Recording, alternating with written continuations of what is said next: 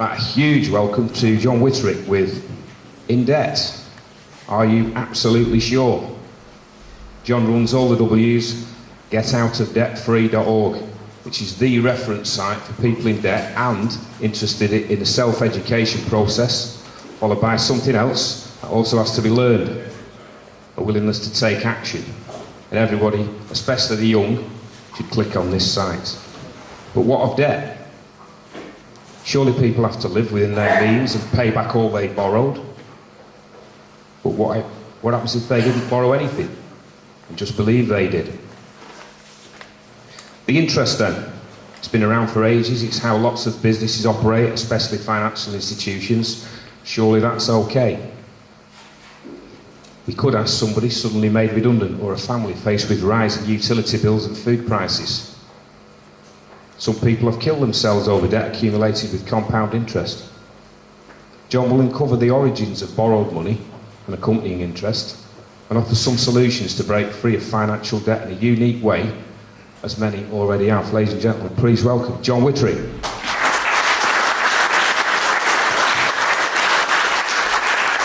Hello. Right, can you hear me okay? That's good. It's fantastic to be back at New Horizons. There's always a really, really good turnout. I was saying to Rob earlier, I think this meeting, and there's only one other meeting that I know in the country where we get regular sort of full houses, and that's over at Truth Juice Birmingham. So you've got to congratulate yourselves on a fantastic meeting.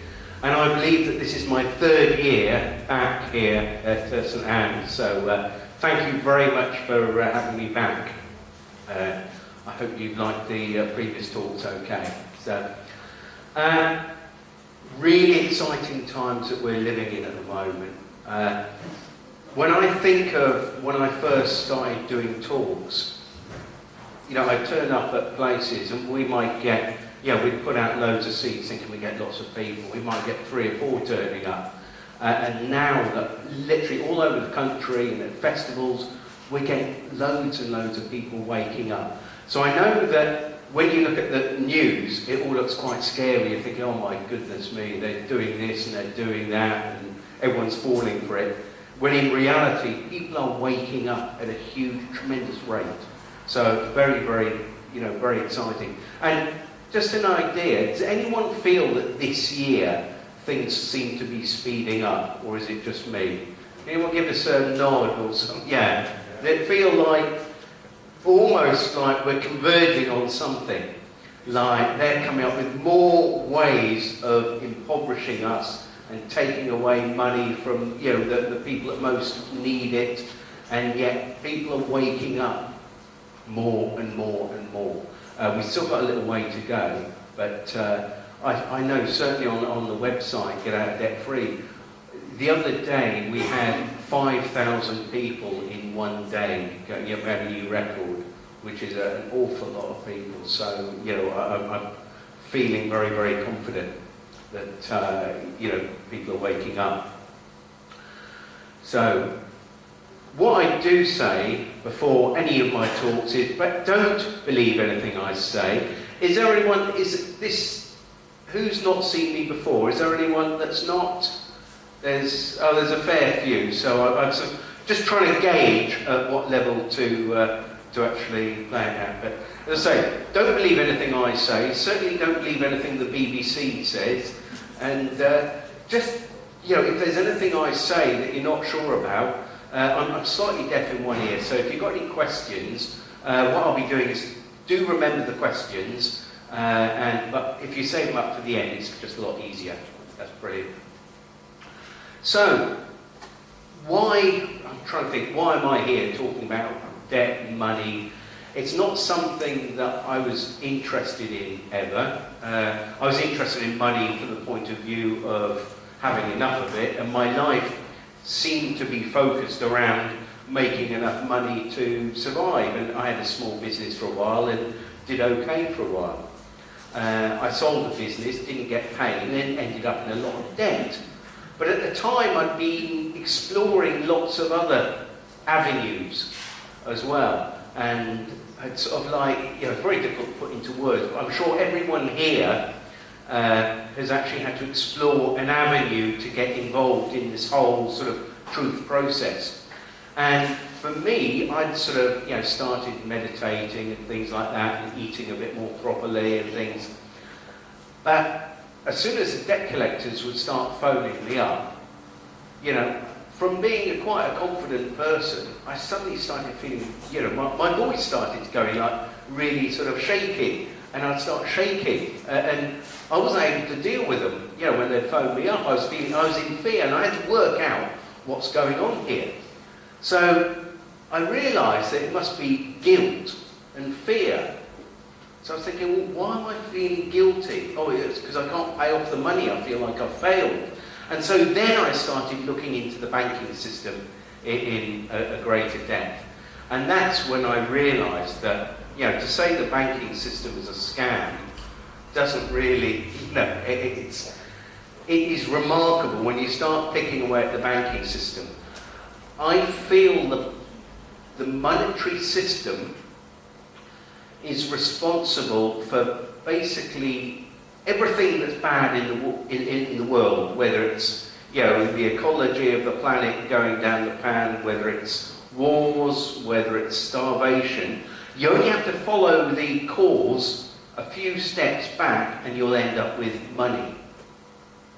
And I feel that money is the greatest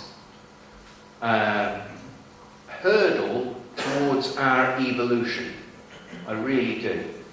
I was at the festival the other day where, you know, it's all sort of love and light and everyone's having a wonderful time and really positive, but of course if you need you know, if you're a bit hungry, you need to buy something, and most people there were a bit broke, and it's always subconsciously think, have I got enough money? You know, so even those of us that have woken up, have freed ourselves, it's still like living with restraints of a fiat economy. But anyway, I digress. But the whole thing, and before I sort of start off, I sort of try and explain in as simple way as possible the problem with the current system. Okay? And what I do, and a few of you might have seen me do this before, I have 2, 4, 6, 8, 10 marbles. I do occasionally lose the odd one, but I've got 10 marbles in a bag here. Okay? Now, is there anyone, what I'm going to do, you're going to have to believe me, 2, 4, 6, 8, 10 marbles, yeah? Okay.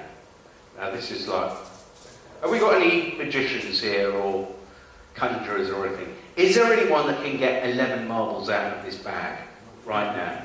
50 quid if you can. In good fiat currency, or perhaps a promissory note. Anyway, nobody, right? However, that is exactly what the banks expect you to do when you take out a so-called loan. Because what they will do, say for argument's sake, they say they loan you the money. Well, I'll be looking into that in a little while, but first of all, they want compound interest on that, don't they? But the trouble is, like the 11th marble, that interest doesn't exist. So the problem is, you see, you wonder why there's like so much personal debt, so much company debt, and so much national debt. It's because it's almost like we're chasing around for this marble that doesn't exist, and that's what's happening in the financial system. That is why we're getting politicians saying, oh, we've got to have austerity. We've got to take money away from the poorest people in society. And this is what's happening at the moment, isn't it? We're seeing this. And it's based on an idea that money is created as debt. And this, every single politician that goes on the television and actually says, oh, we've got to make cuts, we've got to balance the books. They're lying, basically. Or very stupid. I mean, it's there's nothing else. You can't really. And yet they all go on question time, and they're all very, very... It's either I'm completely stupid, or I think probably a lot of people in the room are completely stupid, and we all just haven't got it, or that these people with degrees and universities talking about making austerity, it can't happen. That whole financial system is completely flawed. But anyway, what I tend to do is I do keep it, for those of you who haven't seen me talk before, I do try and keep it really, really simple. And so what I do, I sort of compare it to a game of Monopoly, because that's something that we can all agree with. Okay, has everyone here played Monopoly? Yeah? Great stuff. Okay, so there's nobody thinking, oh, I don't know how to play. Now, we're all told, aren't we, that Monopoly was created, I think, in the sort of 1920s recession in America, because people wanted to pretend, you know, when they were really broke, they wanted to pretend they had loads of money. That is actually a fallacy, because there's a guy that's written a book called, it's actually called Anti-Monopoly. What it was, originally, Monopoly was created to actually, it was created by an economics professor to show her students that the current system of capitalism basically was unsustainable. So what she did, she actually made this game, that it was slightly more complicated than the current Monopoly game, but she made this game to actually show people, basically show her economics students, that it couldn't be, you know, you couldn't have a system that would last any length of time with the capitalism as we have it, because all the money tends to go to the richest corporations.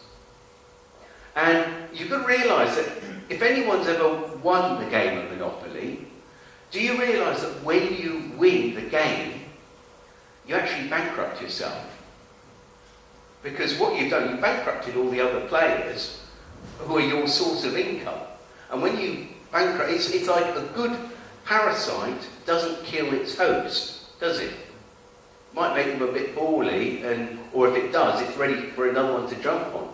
Whereas it basically, and this is actually happening, where corporations now, there's an awful lot of people who are losing their homes. We're seeing this regularly. But the fight back has started, and I'm very, very glad to be involved with it. But just a little bit of truth about, the game of Monopoly there. But we've got to realise at the end of the day, it is just a game. And even though they're trying to take our houses off us and our livelihoods off, and I just speaking to a chap that had his car towed away, you've got to realise at the end of the day that life is a game, and it's a matter of turning around. I've seen people who have, I have one chap in particular, I saw him a few months ago, I was talking to him. Bailiffs had stolen his mother's car, and his mother was elderly and needed the vehicle, and she was obviously, she was also disabled, so she needed the vehicle to be able to get round, and when she couldn't drive it, he would drive it. But the bailiffs were after a debt from him, took her car, and whatever they've done, they still haven't got it back. And they go through the courts and still not getting any justice. And this is for an elderly lady who had her car stolen. And when I first spoke to this guy, I could tell he was really sort of upset, but he was almost broken by it. But when I spoke to him a few weeks ago, he'd changed, something had really changed. And he had decided that it didn't matter how long it would take, that he was going to fight back and he was going to pursue them in the courts. And although he had very little money, he was actually going to do everything he could. And basically, these bailiffs have actually created somebody that's going to just continue to actually sort of chop away at them all the time. So we're seeing people fighting back now. And sometimes when you've got very little left to lose, that's for me, when I started fighting back, was when I had very little to lose. And for me, just to give you an idea, I came across a book by Mary Elizabeth Croft. Is there anyone know a few of you here? Has anyone heard of Mary Elizabeth Croft? A few of you. If not, there is a link on the front page of the website, Get Out Debt Free. She wrote a book called How I Clobbered Every Single Cash Confiscatory Bureau Known to Man, brackets, a spiritual economics guide. And for me, that was the beginning of the fight back. And that's, that was, how Dumbo has a magic feather, and when he's got his magic feather, that's it, he can fly. Well, for me, that was it. I found these letters, and I thought, fantastic, this is it, all my problems are over. So what I did, I thought, Google Mary Elizabeth Croft template letters. And this was probably about 10 years ago. And I'm thinking, this is great, problem's over. And when I Googled it, normally when you Google something, you get God knows how many million results. There was nothing. Nobody had actually put, including Mary Elizabeth Croft, nobody had put her template letters on the internet. And she hadn't put any template letters out. She'd given us lots of clues as to what the template letters need, but she didn't actually give us any letters. So what I had to do was reread the book and make notes, and then create the letters. And so what I did from then is, basically, I thought, I left it a little while like you do. When you know you've got to do something, you think, oh, I'll just put it off. But there's this little voice in my head saying, you've got to do something about this. You've actually got to get a simple website and just put the letters up there. And so I did. And after a while, about a year later, I put a forum up. And then it just started growing and growing and growing. And to the point today where it's a resource where we've got thousands of people, and we're actually having our first actual gathering where we're meeting up in September. So it's not something that I planned, it's just something that I felt I had to do, and it sort of did it at the right time. It's almost like I sort of lit the fuse paper, stood back, and, well, it actually has taken an awful lot of work in between, but it's remarkable. It's almost like this meeting, it's ready for its time. We're getting a full house regularly, and people are waking up. That's all I can say. Right, so the object of the game of Monopoly, I digress slightly, is to bankrupt all opponents. And this is happening, this is actually happening, this is what the banking system is designed to do. It's basically designed to take the wealth from us and take it up higher up the ladder. And it's doing quite a good job of it at the moment, isn't it? Because the only people that can create wealth are us, with our actions, by actually doing something. Banks don't create wealth. They can't. So their plan is to take you for every penny you've got. Your plan is to stop them. So, and of course, they tend to use fear, don't they? That's their classic way they tend to control us. And of course, the currency they use is just totally worthless paper in Monopoly, isn't it? So, what's the difference between Monopoly money and what you get from the bank? Not a lot, is there? Apart from if you try and go to the pub over the road with Monopoly money, they'll say, what are you doing? But if you take them, this one with a Queen's head on and a number and everything, saying, I promise to pay the bearer, they actually give you something for it, don't they? Which is quite remarkable. There's your Monopoly money. And now, of course, we've actually got electronic Monopoly. Can you believe it? So, just in case, the great thing about the game of Monopoly is that you actually had, bundles of cash at the end, didn't you? That was about the only good thing about you can pretend you're loaded. But now they're actually getting kids to actually have, plastic cards and put plastic cards. I mean, what is the fun of that?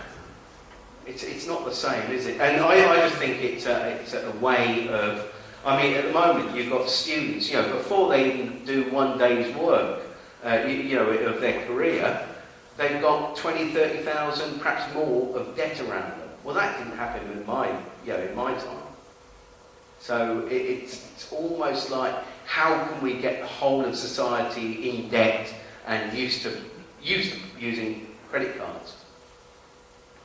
So, and of course it's fractional reserve banking is and what fractional reserve banking, it's basically where you don't need anything to loan, or you need a very, very small amount to be able to loan out an awful lot. And I'm not going to go into the sort of the figures are, they're trying to pull it back a little bit, but the reserves are so little because the reserves are actual already a fraction anyway. So, but basically, if I was a bank and I had £100, I could quite happily lend out 800. But once I lent out that 800, I could then use that, the loan, as collateral to lend out more. And it's a pyramid scheme. It's a Ponzi scheme, if you like. Absolutely great. And if you don't believe me, let's listen to some experts. Here we go. I think he was the last governor of I think they've got a new governor now, haven't they, the Bank of England? Yeah. That's right, yeah. So this is the last governor of the Bank of England, Mervyn King, God bless him. And they're not even hiding the fact, are they? This is what gets me, is they're totally upfront with it. And they say when banks extend loans to their customers, they create money by crediting their customers' account. They're saying it themselves. They create money. And so he's not saying they loan money. They're saying they create the money. Because when you get a loan from a bank, I'm really going to make a video of me phoning up, or somebody phoning up trading standards and phoning up about their local bank offering loans.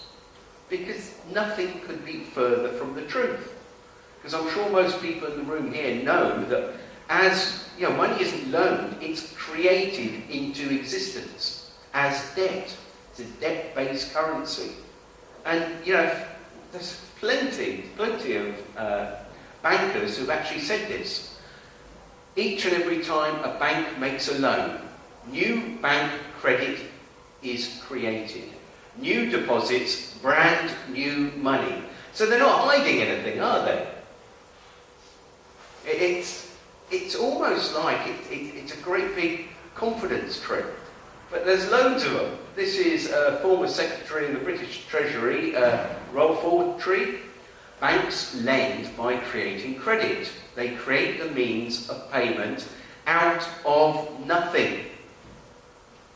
And I've had people, I got the opportunity to write for The Guardian, and as part of the Occupy movement, because I was involved with the Occupy movement. And unfortunately, nobody had checked with me what I was going to write, but the woman, the assistant editor, said, "Oh right, that's okay." They put it in, and because I was talking about, hang on, they didn't lend us anything, so we're under no obligation to pay it back. I got absolutely attacked on all sides. But hang on, if they've not lent us anything, why should we pay it back? Can you see? And it actually goes a couple of levels deeper, and I'll touch on that in a little bit, actually, of what they're actually doing when you take out a so-called loan. It's actually you that's creating the money, not the banks, funny enough, but I'll touch on that in a little bit. And this is Martin Wolf from the Financial Times. So this is a very respected publication. The essence of the contemporary money system is creation of money out of nothing. But then he says, by banks often foolish lending. Well, it's not lending, is it? If it's created out of nothing. So, it's quite remarkable. Banks create credit. It's a mistake to suppose bank credit is created by payment of money into banks. So that's the Encyclopedia Britannica. So there's loads of people. Here we go. And this is quite interesting because this is actually blaming the 2007, 2008 crash on the unrestrained creation of money. The financial crisis of 2007-2008 occurred because we failed to constrain private financial systems' creation of private credit and money.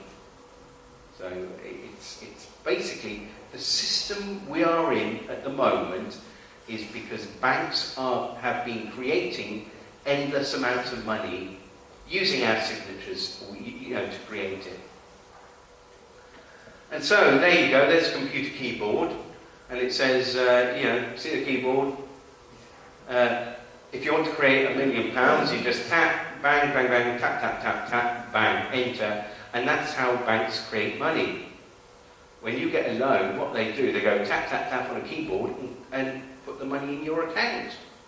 Simple as that. Simple as that. But there is, I did touch on it, there is another level to it. Because what's actually happening, okay, you know that loan application, okay, they don't sign it. Have you noticed that the banks never sign them? Has anyone asked to see their original agreement? Yes, yeah, and you've sent them back to you.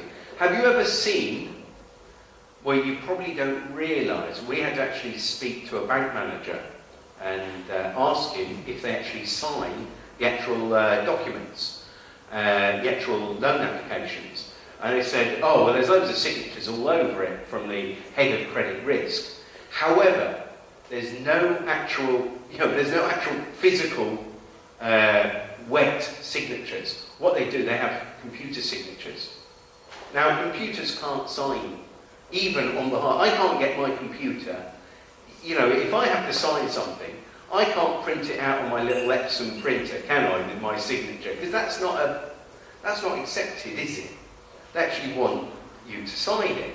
But they don't. So what they're doing, they're using that as a promissory note. But what effectively they're doing is swapping your promissory notes for their promissory notes. Your promissory note hasn't got a picture of a queen on it.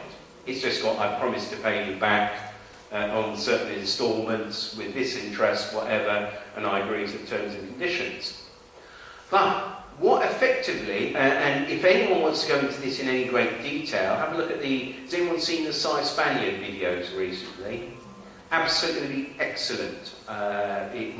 We're actually going to be using some of his documents, working a bit more closely with Cy Spaniard, because a lot of his work is really, really good.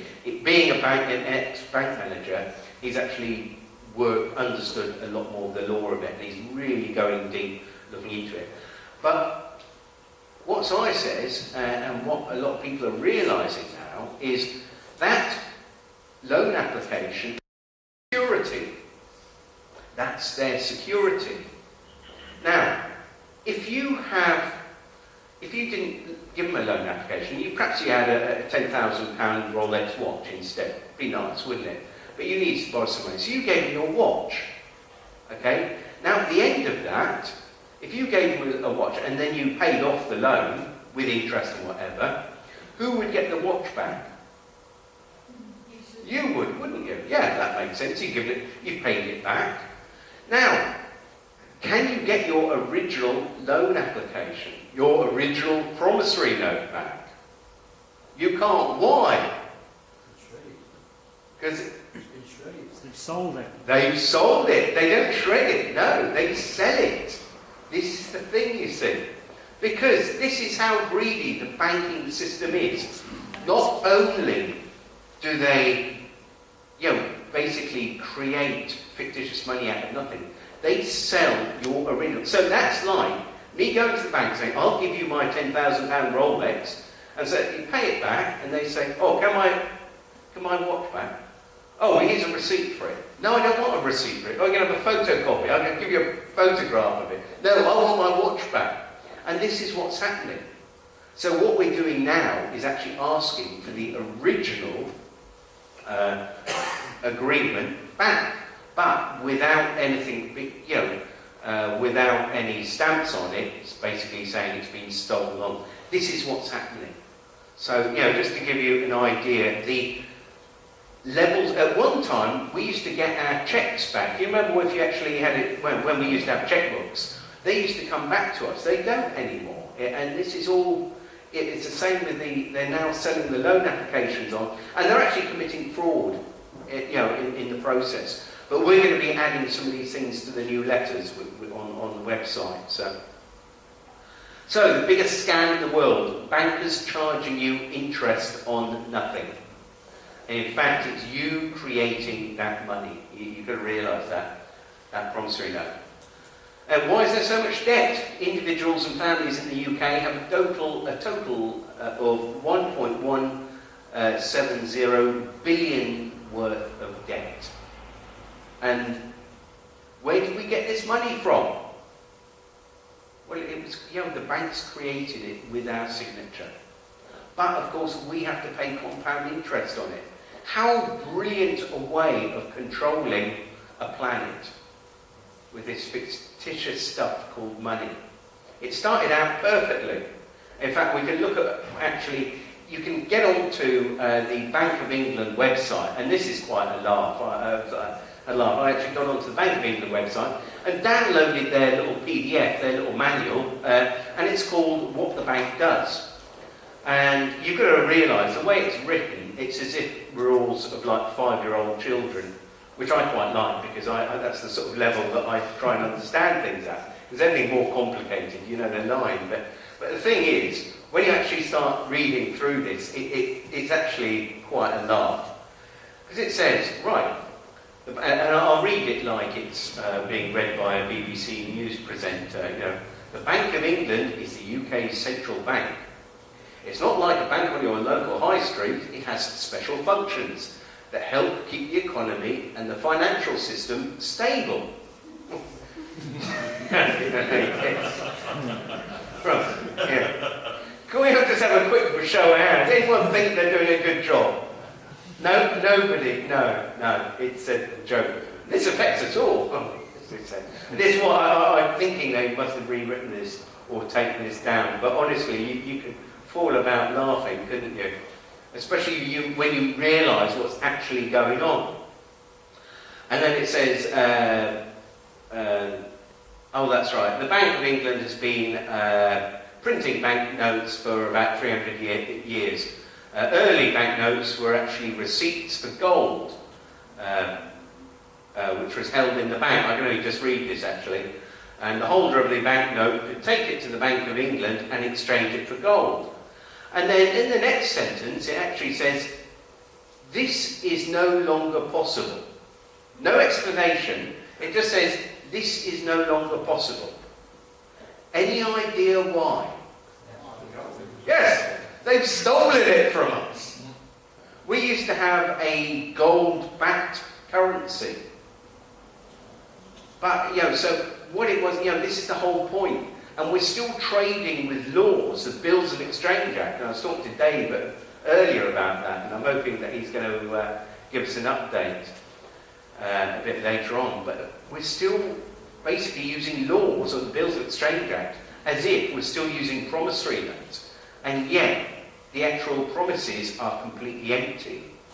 But that doesn't make it all bad, because we can have some fun with it. So, and there's a promissory note, and all a promissory note is an IOU. It's just an IOU. So, and you only need, generally, you only need, promissory note only actually needs 2 parties. But I'm not going to go into the complexities of it. We're going to keep it really simple. So, do you know what the promissory, now we say it was backed by gold, but do we know what a pound was actually based on? The value was based on. So it's a weight of a pound Based, of silver. yeah, a pound of silver. So it goes back to Egypt. It does. It does. Well, it certainly goes back to Troy, because of course it was a Troy pound. And before that it was wheat. Yes, it would have been. It would have been. We've got some people that are obviously pretty well read on it. So, and that's why the currency is still called sterling. But it was a Troy pound. It wasn't even an imperial pound. So it was a much older, even than our imperial pound. So, but we've got to realise that it's not the banks that create money, it's actually us.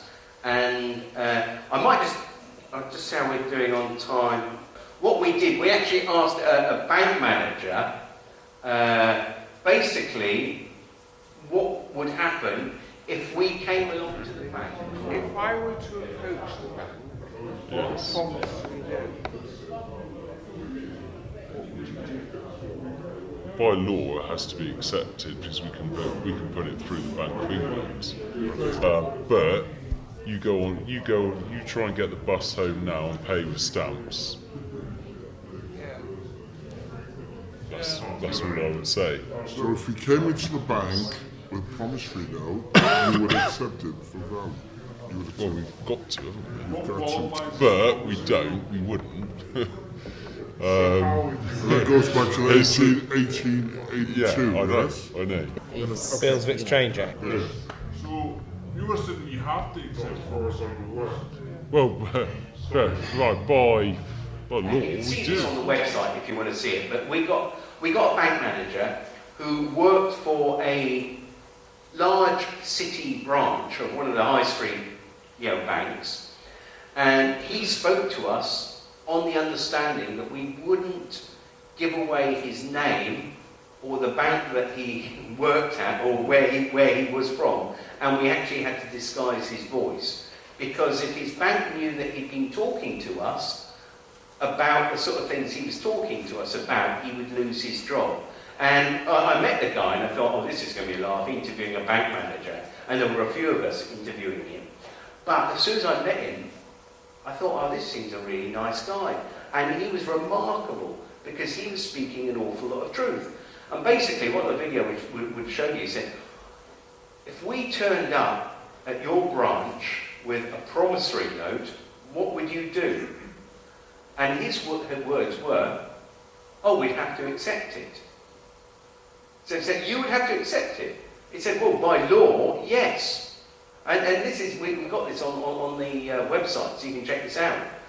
So somebody said, well, okay, let's get this right. So if I bring one to your bank tomorrow, you will accept it. Oh, we won't accept it, but by law we have to. Bills of Exchange Act. So even bank manager, not every bank manager, but smart ones, and this guy was pretty smart because he looked into the banking system much like a lot of us have, where we've looked a little bit deep. But he looked into it a little bit more deeply and realised that, well, he basically started with the bank in 2008, 2007, 2008, just when everything started crashing, and then started looking more deeply into the banking system. So he's aware of an awful lot of things. But this is a promissory note you can download. I can't promise you that, no pun intended, obviously, that it will be accepted by a bank or an institution, but it's good fun trying. And we have had people with a certain amount of success with these notes. And there's one, that was a gas statement where it says the bill for the period 13th of September 2012 to the following year.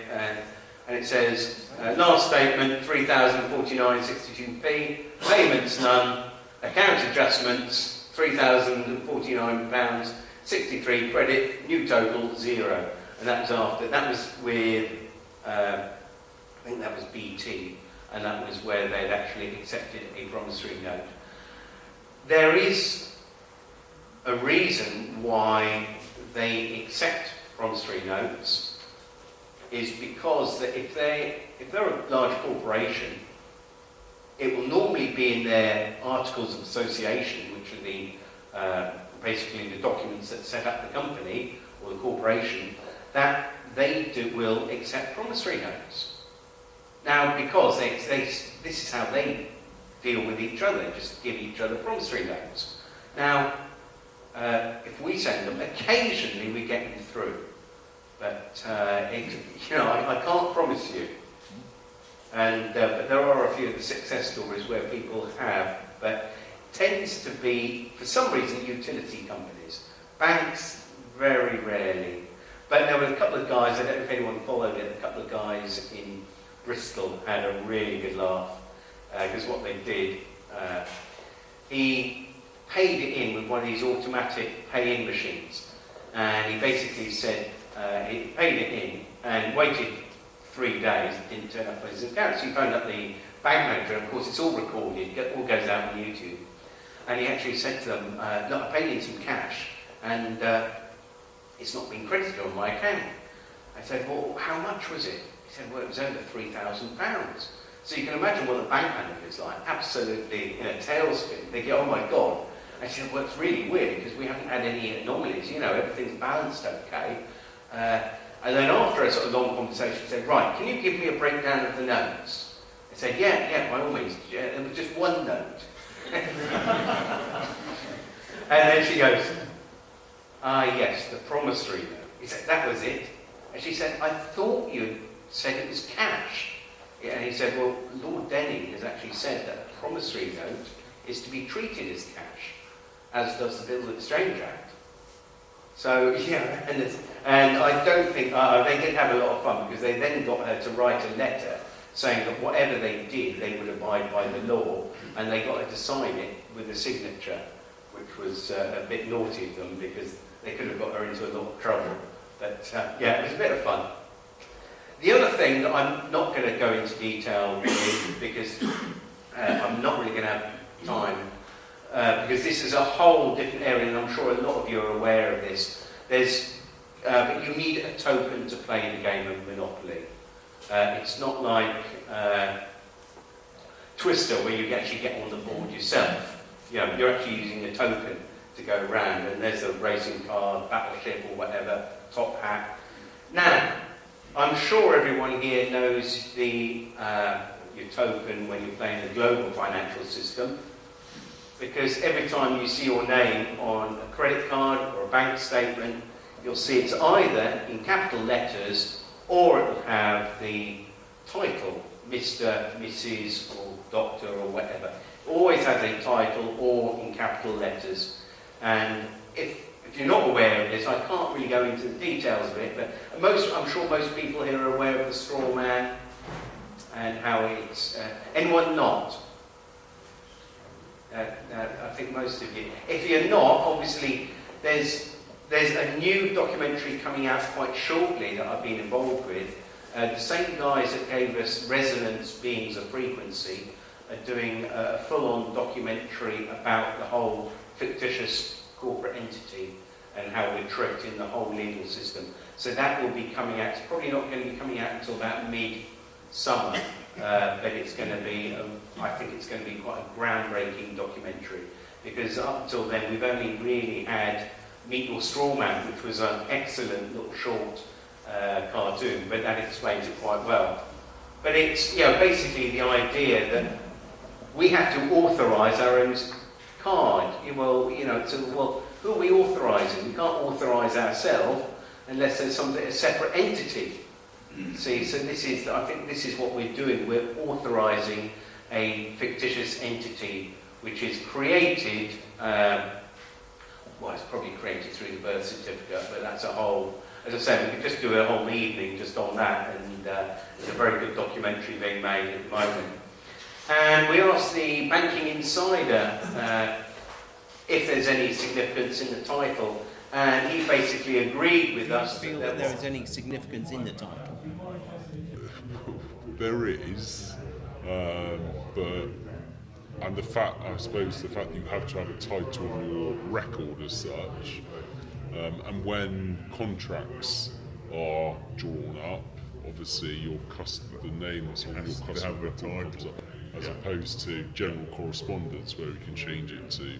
Do you know what my comprehension or understanding of that is? And there's probably a few people around the table. Is that is referring to a corporate fiction and not the blood living being. Yeah, you are a corporate entity. Entity, yeah. Yeah. So you accept that? Yeah.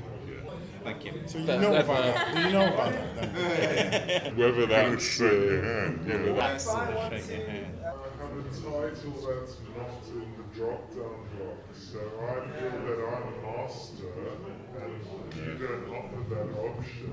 Can I write into my bank and request a title that's not in the drop-down box? Do you know, I'm just trying to think now, right, on our drop-down, whether there's other and whether we can specify something. And I don't.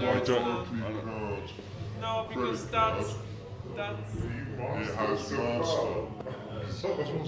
where If is you're it? master, you're not the corporate fiction. What's that, sorry? My Barclay card, when I get a statement through, Yeah. it says Masters House Students. With a capital Well, M. it's still in capitals. Yeah, this has been fascinating. Really enjoy it. Well, yeah, hopefully it's been an insight. Yes. Yeah, can we just say thank you very much? Thank you. I mean, it's, Do you have any questions? Yeah, did you quit? You know, guys, it's a fascinating group, and it's Do you know great where that to clearly find you kind of get together and kind of debate stuff. We actually said to him, is it possible to actually take the title off, so I'm no longer Mr. or Mrs. or any sort of actual title? He said, well, if you ask us to do that, we will write to you. We will actually write to you just as, you know, without the title. It's very rare. However, on their system, you will always have a title. And we actually suggested to him that, is this some sort of corporate fiction? And he agreed with us. And so I found that quite remarkable that a bank manager would actually ever agree to that. But it was quite interesting. Now, obviously, with all the bailouts in the last 4 or 5 years, it's remarkable that when you realise that in Monopoly, one of the rules of Monopoly is the bank never goes broke. And in Monopoly, if the bank runs out of money, the banker may issue as much as needed by writing on ordinary paper. Now, is that just completely remarkable, or what? I mean, the fact that the bank never goes broke, and we're seeing the most ridiculous thing here in as far as if they let the banks go broke, as they did in Iceland, we'd be in a far better situation than we are at the moment. I'm going to just briefly touch on Iceland in the second half, where we're going to be looking at solutions. But that'd be certainly one thing. And then we go, there's the guy in Monopoly saying, what do you mean you need a bailout? Now, obviously, in Monopoly, there's no way you're going to be able to win the game of Monopoly if you don't understand the rules. And so, what I'm going to do is, because I've only got about 10 minutes left, and then we're going to stop for a cup of tea, and I could quite happily talk for hours and hours and hours, but I need a cup of tea, and I'm sure all of you do as well. But I'm just going to give you an overview of what the website's about. I'm not going to go into any great detail because all the information's on the site, but I'll give you a quick overview of it for those of you who aren't aware of it. And you've got to realise that obviously being in debt is one of the consequences of playing the game. And this is the global financial game. Or, you know, because money is created as debt. This is it. You know, this is the whole... people... I got into an argument on our forum because this one guy was saying, well, if you've borrowed money, you've got to pay it back. And we were saying, well, I haven't borrowed any money. This is the whole point. And I said, well, what would happen if everyone did what you did? I said, well, there wouldn't be any debt, would there? This is the whole thing. We are programmed, aren't we? And guilt and shame. This is why when the debt collectors first phoned me up, I'd get all sort of, you know, my voice would go, I was feeling guilty, I was feeling full of shame. And then, you know, later on they start phoning me up. And I ended up having like quite a good laugh with them. Because, you know, to start off with, what I would do is, they'd phone me up and I'd say, just one moment. And before I was brave enough to actually talk to them, I'd start off by just putting the phone down in front of, I'd listen to Radio 3 in the day just to keep you nice and calm. I'd say, you know, something nice and gentle, and you just put the phone down gently. Just one moment. They'd say, it's John Wittrick now, just one moment. Hang on a second. I wouldn't say I'm not there because that'd be lying. So just put the phone down and then creep away very quietly. And then I'd wait sort of like 2 or 3 minutes and I'd come back and say, oh, hello, yeah, you're still there? Yeah, hang on, yeah. Put it back. And that would just keep going. Otherwise, they're going to hang up. And I thought, the longer you keep them there, obviously is stopping them from actually chasing other people. So I'm doing someone else a service as well. So but that is what that was doing, and you know, immediately people are laughing, and I was laughing inside myself. I was like, thinking, oh, this is fun. After a while, I started getting brave, and I would either ask them security questions. So I'd ask them, oh, yeah, can you tell me, I want the date your company was incorporated, I want the VAT number, I want the company number, I need your direct line, I need your full name, I need your manager's name, and just start asking all this. And what I would do, sorry, I'm having problems with this moving around. What I would do, I'd write it all down, and the next day when somebody else phoned up, I would then be able to say, right, can you give me your company number, the last 3 digits of your company number? Oh, that's, yeah. And I'd give them a clue. Well, look, it starts off with these digits, just get the last 3. Or can you give me the 3rd, 5th and 6th number? And you can have fun with it, you know, and can you see, as soon as you do that, it changes your attitude. And I'm one of these people that's very much into the law of attraction. And I really feel, only because I don't know how it works, but I feel that it does work. Because if you're in fear, lots of things tend to happen to give you more of that. So when you overcome that, it's like, well, you don't get those lessons coming to you anymore. And I really feel that. It's almost like, as soon as you get up the fear, they give up anyway, and give up. And it was funny, with the ones where I was doing the security questions, you know, they give up. What I tend to do now is just thank them from the bottom of my heart for paying my debt off. Because I said this to the bank manager, our friendly bank manager. He was a friendly guy. He didn't lend me any money or wouldn't even swap my promissory note for any of his. But can't think why. But now, of course, what we're doing is, well, we actually said to the bank manager, look, if I pay off, my mate was there, so if I paid off Tony's debt, say, you wouldn't be chasing him. Say if he had an overdraft, I came in and paid it off. You wouldn't be chasing him for the money, would you? Even if he didn't pay it off, if I paid it off for him. So I said, say if I was a debt collector and I bought it from you, then you wouldn't be chasing. It's paid off, isn't it? They said, oh yeah, I see what you mean. And see, what I do now is just thank the debt collectors for buying my debt and paying it off, because under the Bills of Exchange Act, that is what they've done. Can you see? I mean, this is the fun bit. We've just got to look at it from a different viewpoint, and it's like all your problems go away. It's great fun. I digress. But, so you've got to remember, it's just a game, and you can have some fun with it. And at the end of the day, like Monopoly, it all has to go back in the box. And you can see why it's got to go back in the box, because, of course, £1 was originally a troy pound of sterling silver. Now, you know, even with the collapse of the gold and silver markets recently, which I will mention in the second bit after tea break, you can see the actual purchasing power of the pound has just been, well, it's just dropping and dropping and dropping.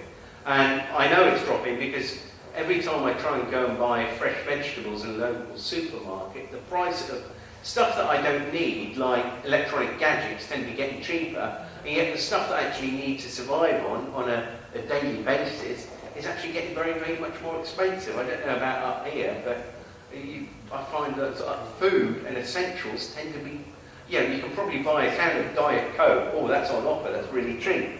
But you try and get a whole load of salad and stuff, and it seems to be quite expensive. And this is the reason why, is because the purchasing power, the more of this money, when you double the money supply, you halve its value, roughly. Because that's what inflation is. Inflation is when there's no control over the monetary supply. And of course, the debt can never ever be paid off, because the money supply is basically the one on the debt is the top line, and the money supply is the bottom line. And the debt is always greater than the money supply. It has to be. because the money is created as debt, and then we have to pay interest on it. So two things happen. People will always default because they can never find the 11th marble. They're chasing around for something that doesn't exist. People say, oh, we need austerity measures, we need to balance the books. Impossible. It can't be done. And next time you see your local MP, challenge him on it. Say, well, look, the debt outweighs the money supply, so it can never be paid off, so you might as well just forget it now. But you actually write that in a national newspaper and you get attacked for saying it. And yet, it's almost like the emperor's new clothes. And these people say, no, he's got these wonderful fine garments of silk, so thin that you can't actually see them. And there's a kid going, no, the emperor's naked. So, their plan is obviously, and they're doing a pretty good job because they're actually taking they're dating our labour from us. Although, they're always saying they're taking our money from us. It's actually our labour. People are working harder for less and less at the moment. So, how to win the game? So, I'm running a little bit short on time, so I'm going to just shoot through this pretty quickly. So, if you've got any questions, please come up at the end. So, the secret to winning the game for everyone, and I just like this to start with, is to assume a deficiency of love in your opponent and then apply some. So, if you've got a scumbag debt collector coming around, you've got to realise they're a human being. It could be your brother-in-law or sister-in-law who's just like fallen on hard times and basically do anything for money. So, suddenly, people do this, and that's often the way it is. First thing I would say is respect authority. Everyone here respects authority? Well, yes. When I heard that somebody got booed here 2 months ago, I was thinking, oh my God, they've obviously got a bit. When I say respect authority, there is only one authority in your life. And it's a very, very quiet voice, and it tends to come not from here, it tends to come from here. And if you don't feel it, then what I would say is take some time out, go and sit in the park, go and sit in the woods and quieten your mind down, because when you actually tune in to your sort of intuition, it's normally pretty good. And that is the only authority in your life. And and that's a pretty good sort of pretty good guidance. And it was, when I actually read Mary Elizabeth's book, I was just thinking inside my heart, this makes perfect sense. This makes complete sense. And then I acted on it, and as I say, the website grew from there. So, just very briefly, sorry, I've got an itchy nose. You're going to have to edit that out on the. I can't edit my nose out.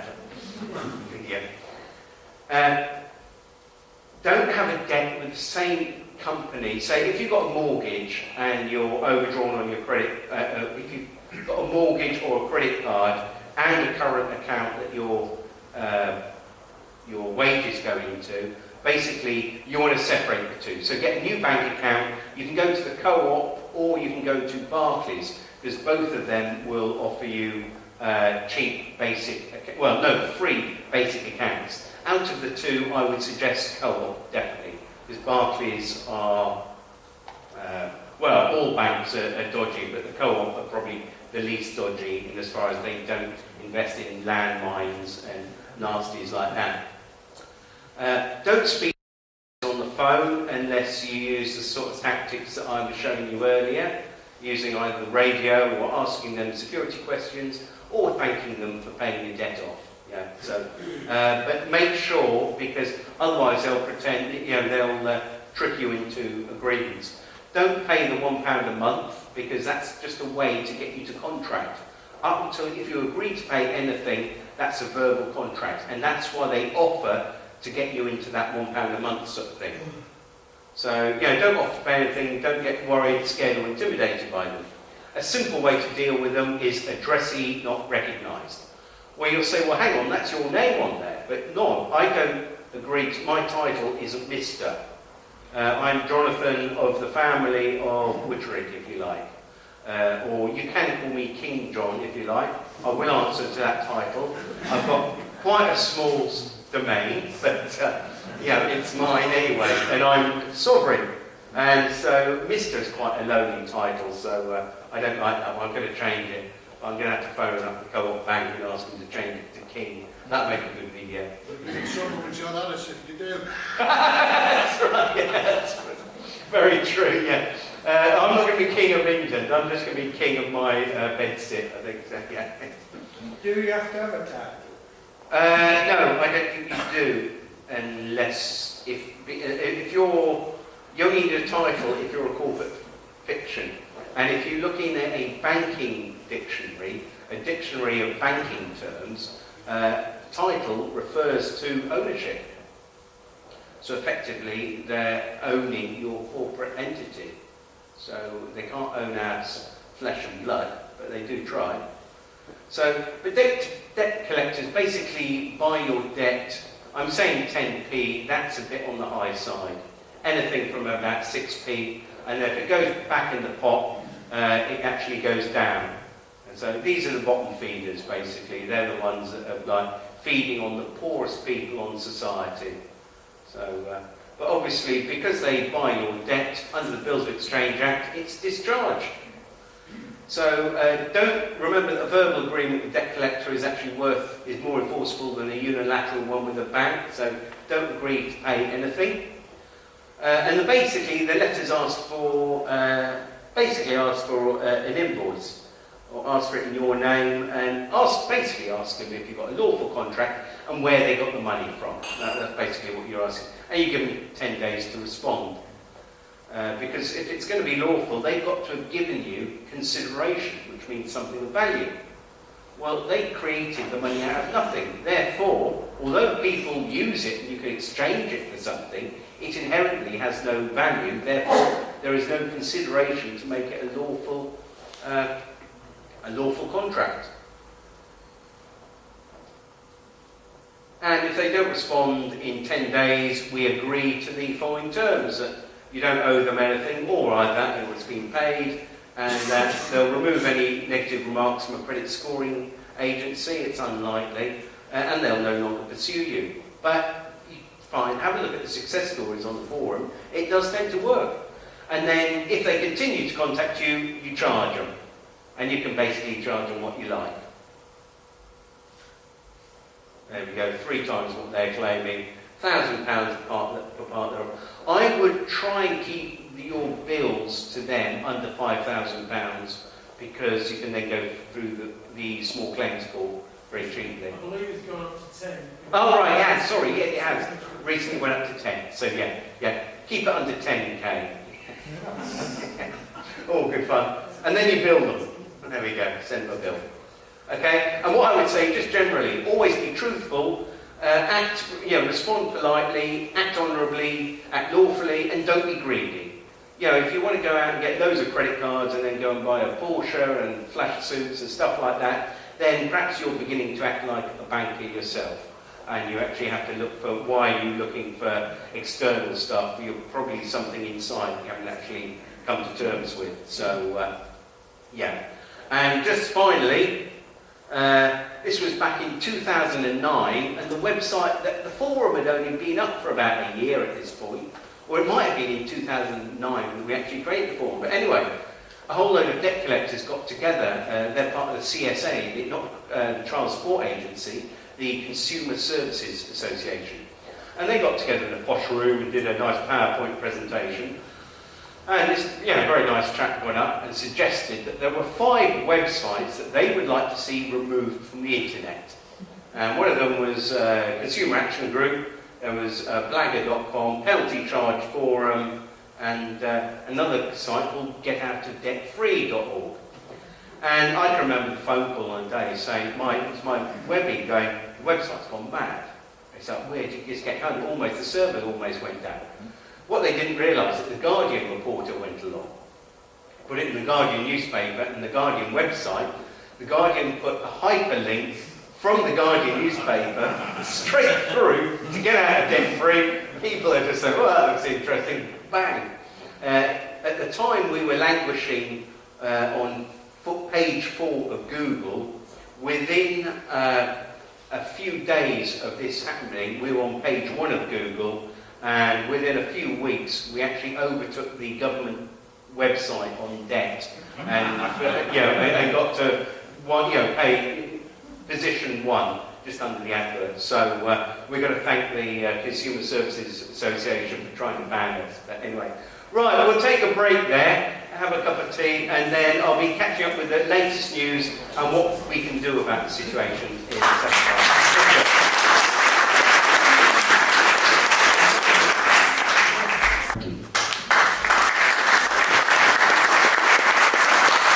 Yeah, fantastic. Right, part 2. What I'm going to do is just shoot through the slide, because I think quite a few of you got quite a few questions, and I'm quite interested in what some of you guys are doing as well, because it seems that on a lot of fronts we're having an awful lot of success.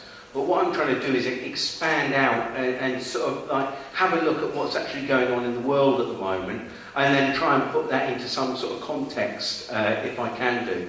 So what I'm going to start with is sort of look at sort of like what's happening in the news as far as the sort of money thing goes. And this year has been interesting, to say the least. I mean, it started off with the crash of the gold price.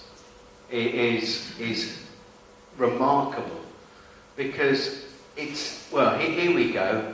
And this is in the Telegraph. This wasn't in one of the conspiracy websites. This is the Telegraph saying, and this is a guy, an ex-Lloyd's of London insurance market guy, talking about the gold crash is further evidence of market rigging. Well, I feel at the moment, has anyone ever been so broke that they've had to go through like all their clothes looking for like, the odd, is there a fiver in their trousers, and then going through and then finding, me as well, Dave, yeah. Dave's nodding his head, I know. And, you sort of like, you go to your local shop and you try and buy some tea bags, and you've got like tens and coppers and all that. And, but I feel that's what the financial, the guys in the market are doing now, where they're plundering everything, even when they're manipulating the actual gold price and the silver price, because it's quite remarkable that we saw this very recent crash in the price of gold, and then you'll see from Red Ice Radio is a takedown of gold a sign that the entire global financial system is about to crash? Well, we know that it's going to sooner or later. It can't carry on as is. I'm hoping there will be plans afoot to actually deal with that. And I don't want to spread fear, because that's the opposite of what I want to do.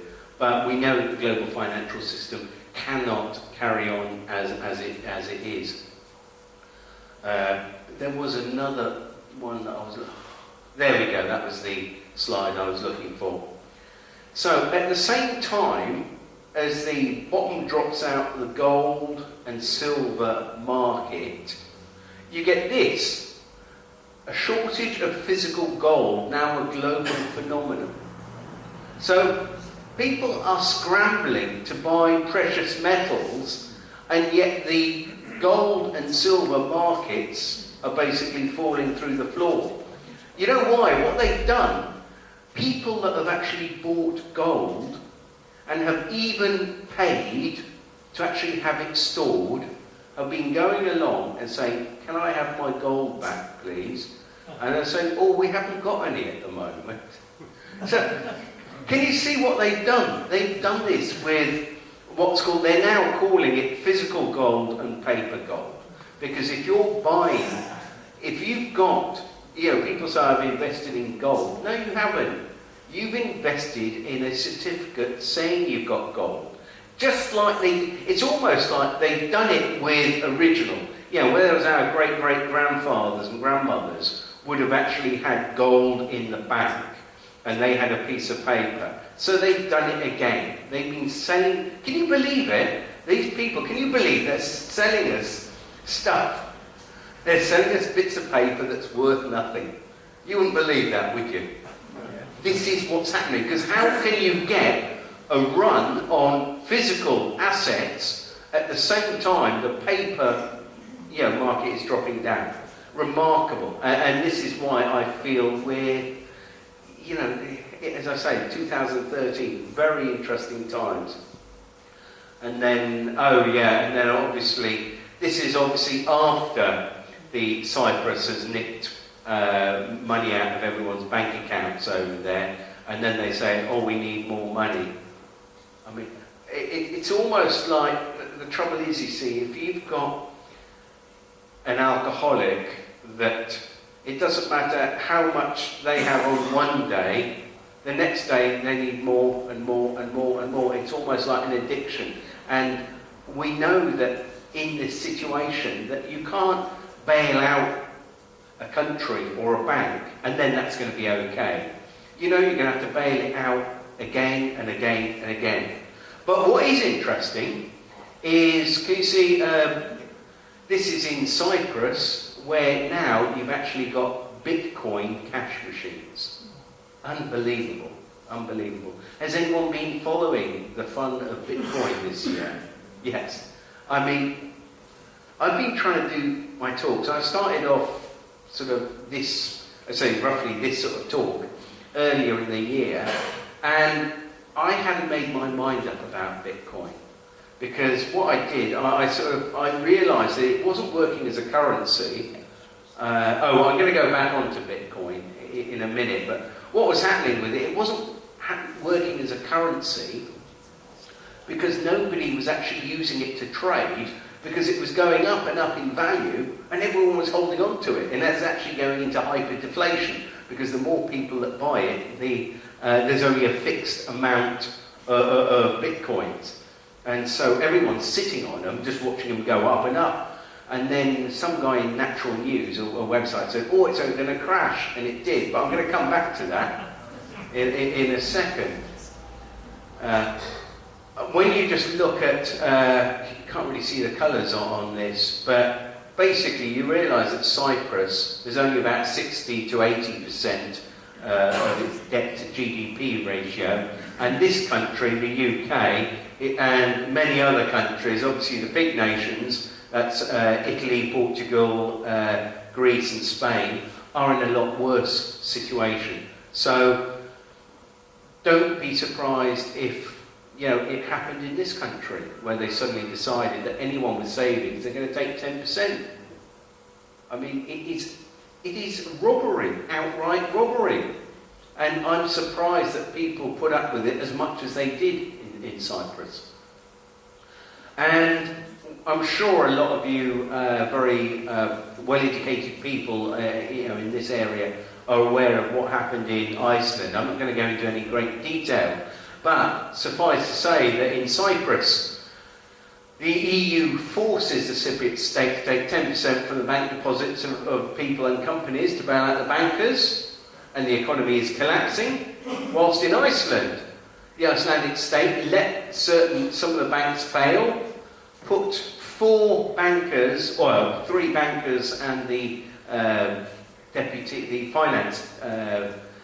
finance minister, because he was linked to one of the banks and been doing very naughty things, put them in jail, and then actually had a program of partial debt forgiveness as well. And their economy is booming.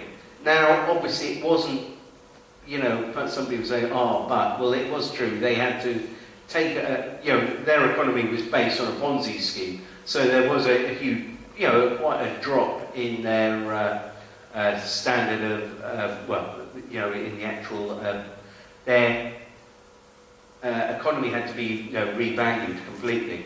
But it actually grew by 2.4% last year. So they must be doing something right. And how many economies are actually growing at the moment? But, however, you don't see that on Newsnight, do you? It's funny why, they don't want to tell us about it. They want to tell us about Cyprus and everything. They don't want to tell us about Iceland. Remarkable. Absolutely remarkable. And then, the Bank of England, this was just, this is just back in March, where they're increasing the quantitative easing. Well, this is the thing, if you're printing, when you've got an exponential money supply, it's only going to go more exponential. And it can't carry on as it is. This is one of Dee's illustrations, which gets it absolutely perfectly. And it doesn't matter whether it's the Bank of England or the Federal Reserve in America. It's exactly the same. They're all doing the two banks are almost identical. Whatever the Federal Reserve does, the Bank of England does, and vice versa.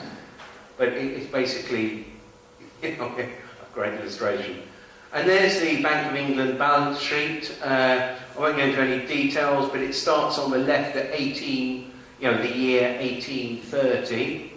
And that little squiggle where the arrow is pointing to is 2008.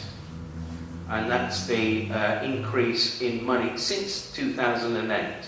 See, the Second World War didn't even create hardly a blip. The Suez Crisis is... Sorry, I'm off camera for a second. That little blip there. Oh, I have actually got a little... I think I have got a little pointer here. Yeah, that was the Suez Crisis there. That created huge economic upheaval. It was a little blip like that. People don't realise what's been going on. They really don't until they see a graph like that about how much the money supply has been increased in the last 4 or 5 years. And there we go. We have a problem with the debt ceiling. Beautiful, beautiful. Let's talk about this glass, this ceiling that it hits.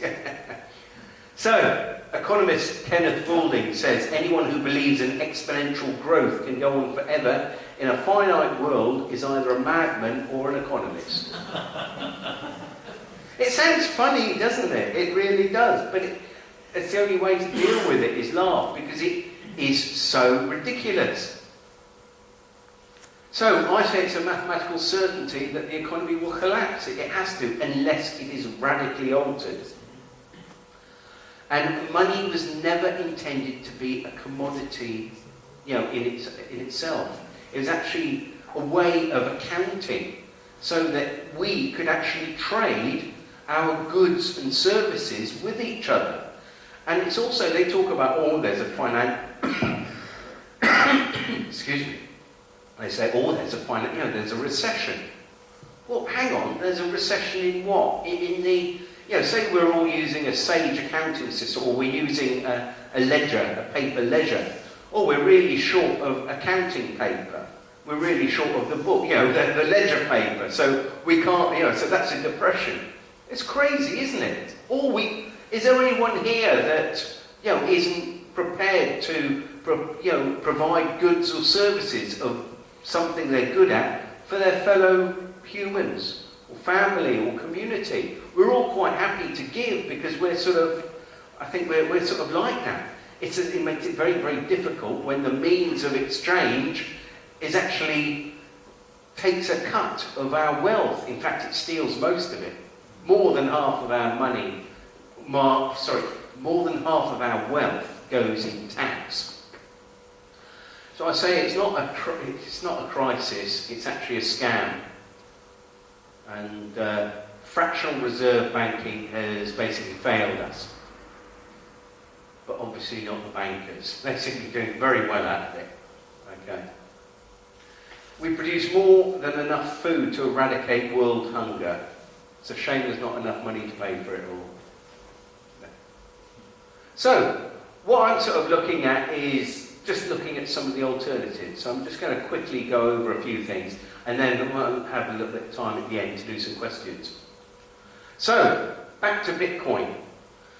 Bitcoin is quite remarkable. As I say, when I first started off, what it is, it's basically just a way of electronically sending it's a form of currency with no central control. With PayPal, they've got central computers, like banks have central computers. But this is open source software, and as far as anyone can download the software and actually look at all the code in it. But it's very clever because every transaction is, if you like, shared between all the computers in the system. So it's very difficult to steal money. However, there have been attacks on it. Now, at the beginning of the year, I was saying, you know, it was going into hyperdeflation because nobody was selling it. And then there was suddenly a great big, oh, that's not the one I want, that's the one I want. There was suddenly a big crash. Oh no, so to begin with, that was the, to begin with, it was going up and up and up. And then the inevitable happened, we see the Bitcoin crash. However, and then I thought, oh well, Bitcoin, that's it. It's died in the water. But then something quite remarkable happened, and I'm sure you're aware of this, aren't you? Bitcoin bounced straight back up again. And as soon as it did that, it then became, if an economy, you know, if something can crash and then bounce back, it actually means it's actually got legs. And actually, although people got a bit jittery and all pull their money out at the same time, the fact that it bounced back quickly means that what's the alternative? And this is the situation we're in at the moment. And then, of course, you get cyber thieves targeting the Bitcoin owners. Now, it is a little bit complicated. I can't explain Bitcoin altogether. There's quite a bit about it on the internet. But there are certain companies that are Bitcoin wallets that store Bitcoins for you, and apparently people have been hacking into them because they can't actually hack into the actual Bitcoin software itself, but only the wallets that hold them. And then, this only happened, this was May the 14th. In America, what was happening is there was a Japanese currency exchange was exchanging Japanese currency for Bitcoin. And that was really upsetting the American banking system. So Homeland's US government, basically, whereas in the past, I think it was them that were probably trying to hack into Bitcoin and upset it, but they basically went in and closed it down for security reasons, for banking system. So we know that the government, the banking system, the same thing as the government, is absolutely terrified of Bitcoin because they've got no control over it. Absolutely no control over it. And for that reason, I think it's actually quite exciting. And it's something that we should be looking at. And I'm going to be looking for I'm going to be getting a Bitcoin donation button on the website, you know, so that we can actually offer people that option. So. And then you've got Positive Money. Has anyone come across this website? I would say it's a really good website, an excellent resource, and it's got some really good quotes on it. And they say take away the money creation from the central banks. However, they say give it to the Bank of England.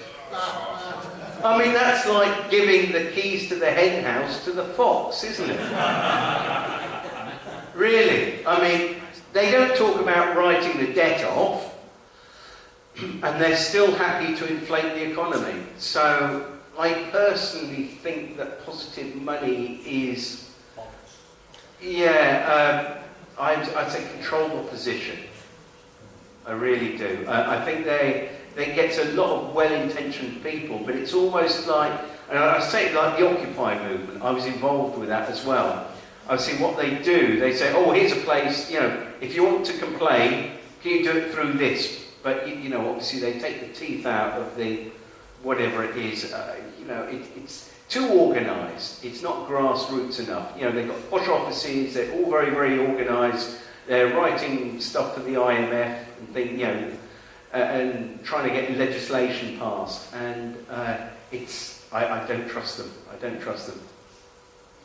And as I'm sure you're all aware of this gentleman from America, Ron Paul, he said, when we unplug the Fed, and he's talking about the Federal Reserve, and when he says the Federal Reserve, you can put in the words Bank of England, because they're working on exactly the same business model. It's just the Bank of England's been around for a lot longer, and there's more sort of smoke and mirrors with the Bank of England, but it works on exactly the same business model as the Federal Reserve. And it basically says that when we unplug the Fed, the dollar will stop its long depreciating trend. International currency values will stop fluctuating wildly. Banking will no longer be a dice game, and financial power will cease to gravitate towards a small circle of government-connected insiders. It's very true what he said. And then this is in the Telegraph, and I sort of see this in the Telegraph, and I thought, I can't believe this. I had to sort of look further. It says, IMF's epic plan to conjure away debt and dethrone the bankers.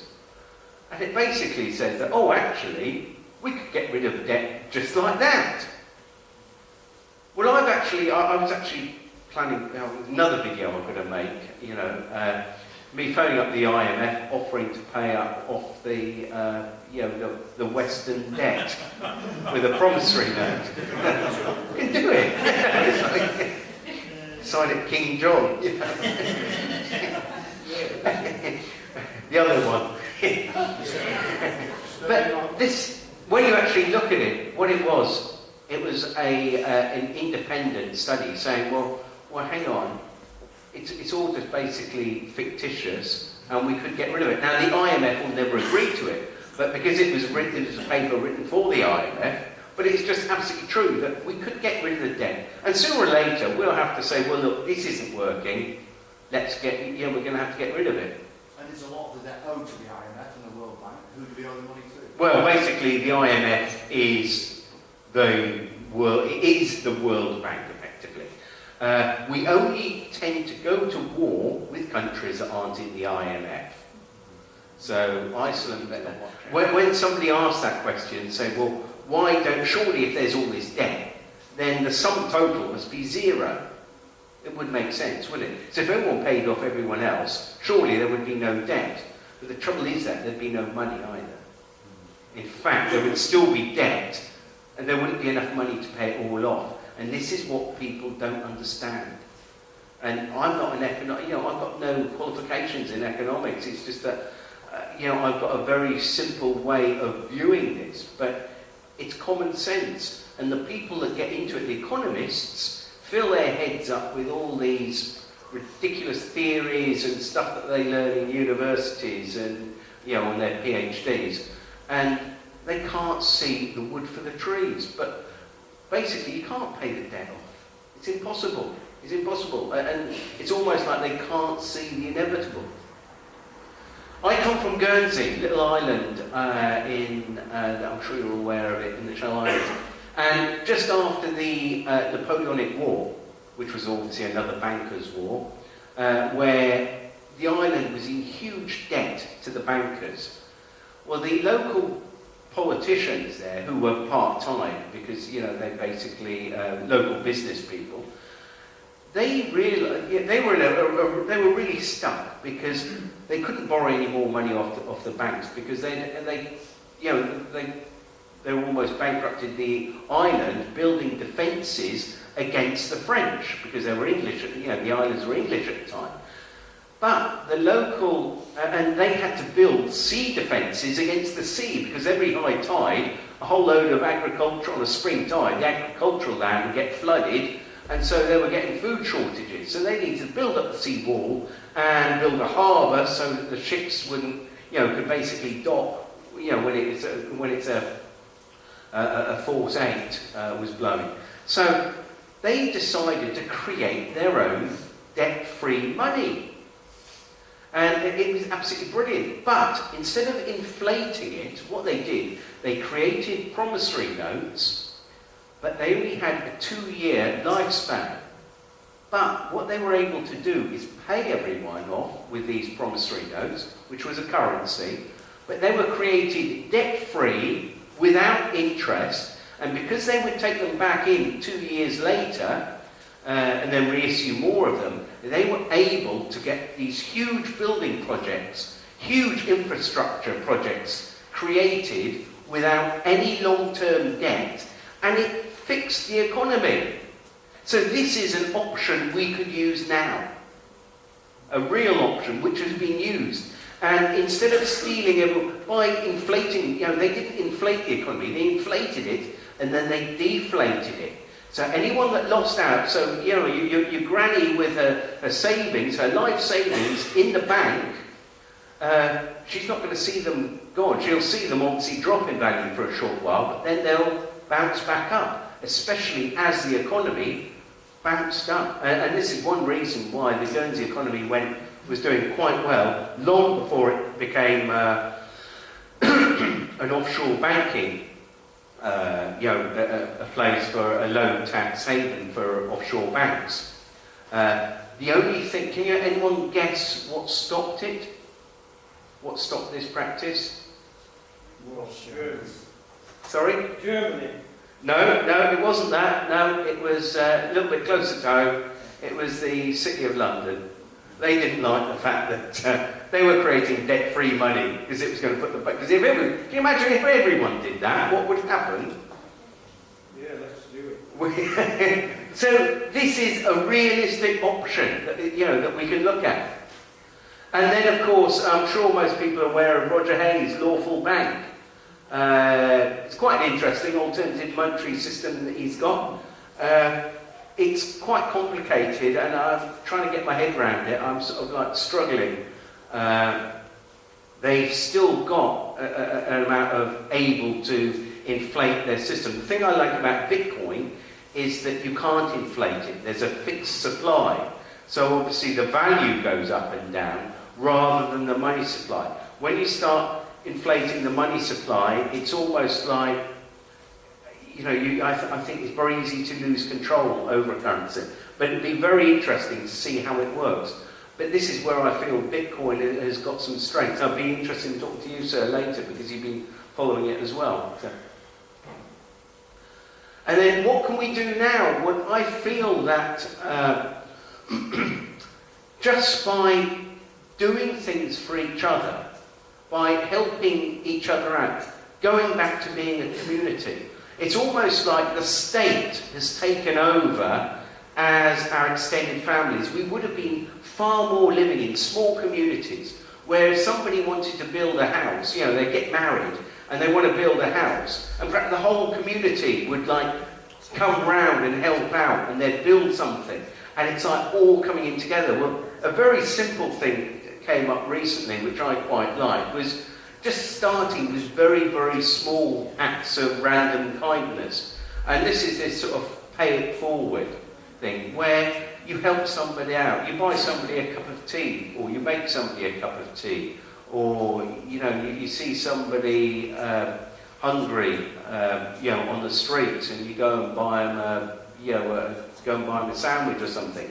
By doing that, you know that by giving, it does come back. I believe that the universe is quite balancing. You don't know how and when, but I do feel it does come back. And this is a great campaign from the Pay It Forward, which is still going on.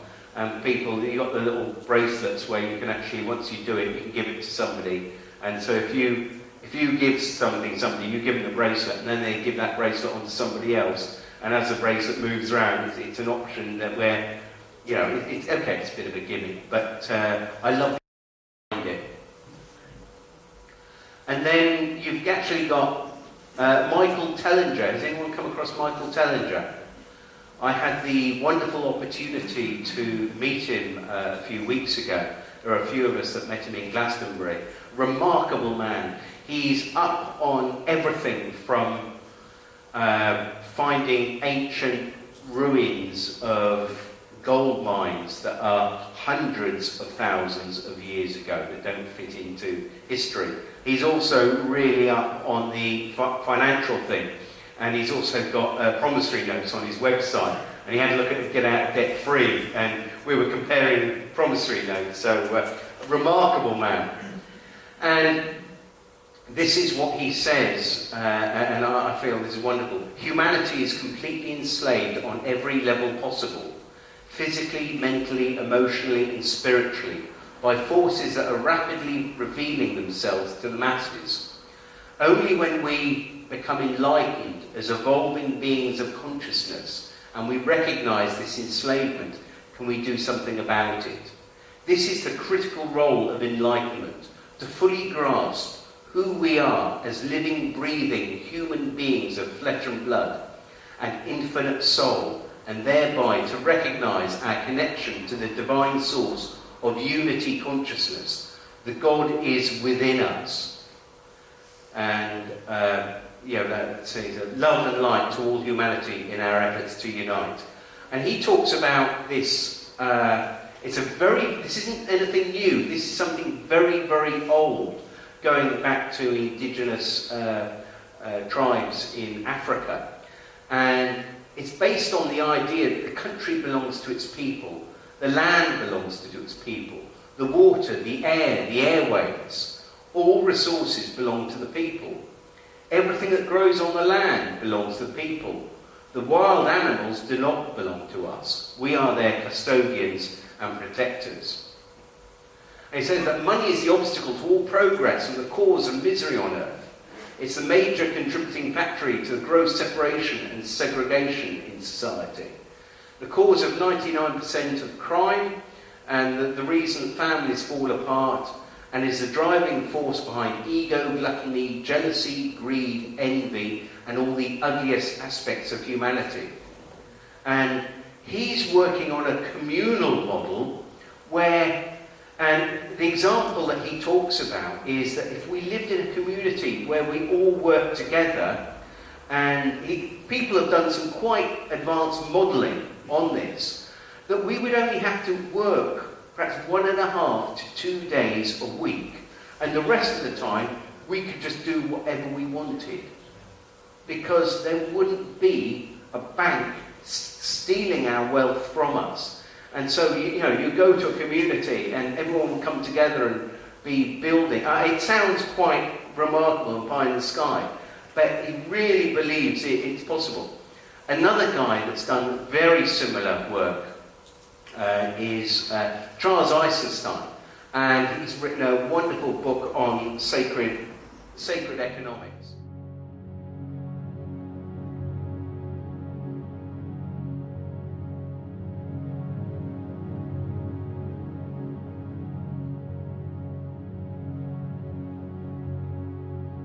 Anytime you want to understand something, why is such and such happening?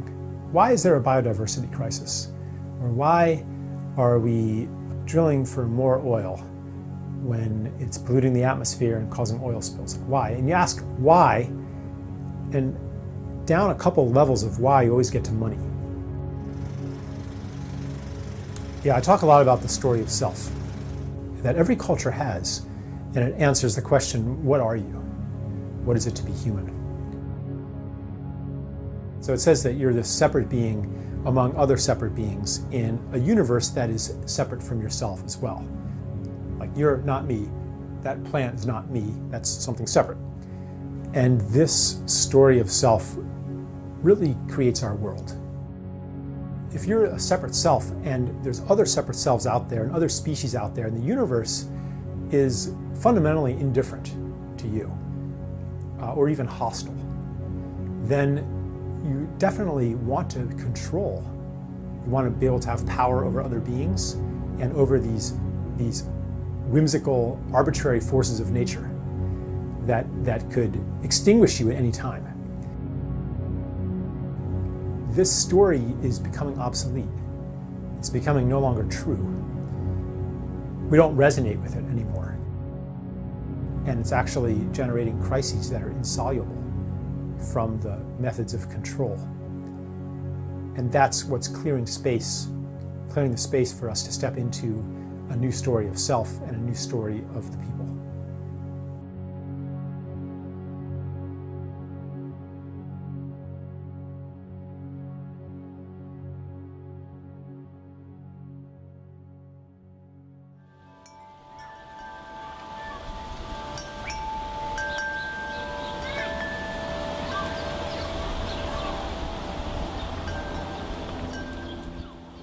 Well, money's an agreement. It doesn't have value all by itself. It has value because people agree that it has value. Economists will tell you what money does, that it facilitates exchange. You use it to count things and keep track of things. You write some numbers on a magical piece of paper called a check, and you can cause all kinds of abundant goods to come to your house. I mean, you could even cause misery for thousands of people if you are one of the highest initiates of the magic of money. Yeah, scarcity is built into the money system. On a most obvious level, it's because of the way money is created as interest-bearing debt.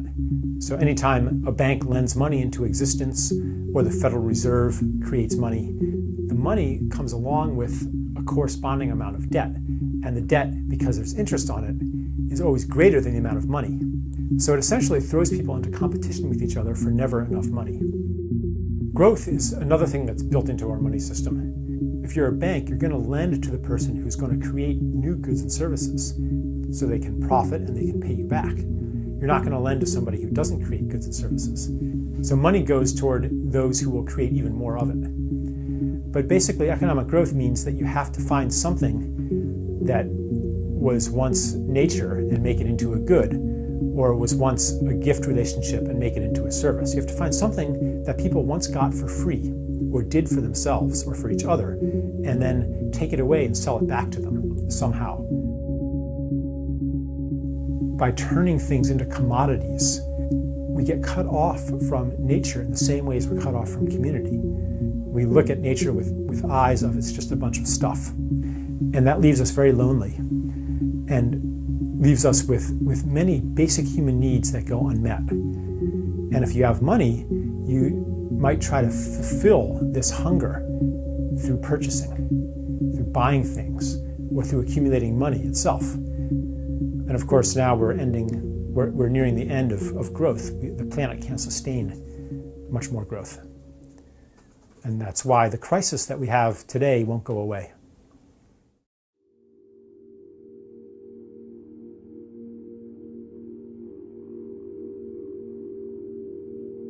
One of the things I talk about is the sense of wrongness that I had as a child. Like, I think most kids have some sense of it, that it's not supposed to be this way. You know, just for example, that you're not supposed to actually hate Monday and be happy when you don't have to go to school. Like, school should be something that you love. Life should be something that you love. We didn't earn any of the things that really keep us alive or that make life good. We didn't earn air. We didn't earn being born. We didn't earn our conception. We didn't earn being able to breathe. We didn't earn having a planet that can provide food. We didn't earn the sun. So I think that on some level, people have this inborn gratitude because on some level we know that we didn't earn any of this. We know that life is a gift. Well, if you know that you've received a gift, then the natural response is gratitude, you know, the desire to give in turn. In a gift economy, it's not true the way it is in our money economy that everybody's in competition with everybody else. In a gift society, if you have more than you need, you give it to somebody who needs it. That's how you get status. And that's even where security comes from. Because if you build up all that gratitude, then people are going to take care of you too. And if there are no gifts, then there's no community. And we can see as societies become more monetized, that community has disappeared. People long for it, but you can't just have community as an add-on to a monetized life. You have to actually need each other. People desire to enact their gifts. And if they were free from money, they would do it. But money is so often a barrier. You know, people think, oh, I would love to do this, but can I afford to do it? Is it practical? Money stops them. You know, what beautiful thing would I do? What am I called to do? Would it be to set up big gardens for homeless people to take care of and reconnect them to nature? Would it be to clean up a toxic waste site? Like, what would you do? What beautiful thing would you do? And why isn't it practical to do these things? Why isn't there money in those things?